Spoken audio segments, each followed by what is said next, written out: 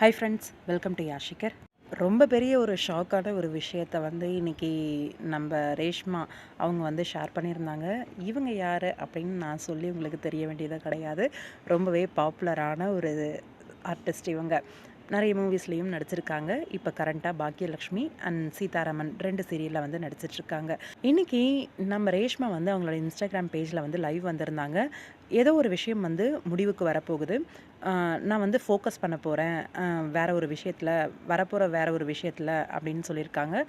பர்ஸ்னலாகவும் ஒர்க்லேயும் என்னை வந்து விஷ் பண்ணுங்கள், எனக்கு குட் லக் சொல்லுங்கள், தேங்க்யூ எனக்கு இது வரைக்கும் சப்போர்ட் பண்ணதுக்கு அப்படின்ற மாதிரி கேப்ஷனும் கொடுத்துருந்தாங்க. இன்னொரு விஷயம் என்ன அப்படின்னா, அவங்களோட லைவில் ஷேர் பண்ணது, அவங்க வந்து 2 சீரியல் பண்ணிகிட்ருக்காங்க இல்லையா, சீதாராமன் அண்ட் பாக்கியலக்ஷ்மி. 2 சீரியலில் ஏதாவது ஒரு சீரியலில் வந்து அவங்க அஃபிஷியலாக விலக போகிறதா வந்து இன்ஃபர்மேஷன் கொடுத்துட்டாங்க. ஆனால் அது எந்த சீரியல்லேருந்து விலக போகிறேன் அப்படிங்கிறது இப்போ வரைக்கும் அவங்க வந்து முடிவு பண்ணலையாம். ஆனால் கன்ஃபார்மாக ஏதோ ஒன்றுத்துலேருந்து விலகிடுவேன் அப்படிங்கிற மாதிரி சொல்லியிருக்காங்க. சீக்கிரமாகவே அது எந்த சீரியலை விட்டு விலக போகிறதா அவங்க வந்து அஃபிஷியலாக முடிவை எடுத்துட்டு உங்களுக்கு வந்து நான் ஷேர் பண்ணுறேன் அப்படின்னு சொல்லியிருக்காங்க.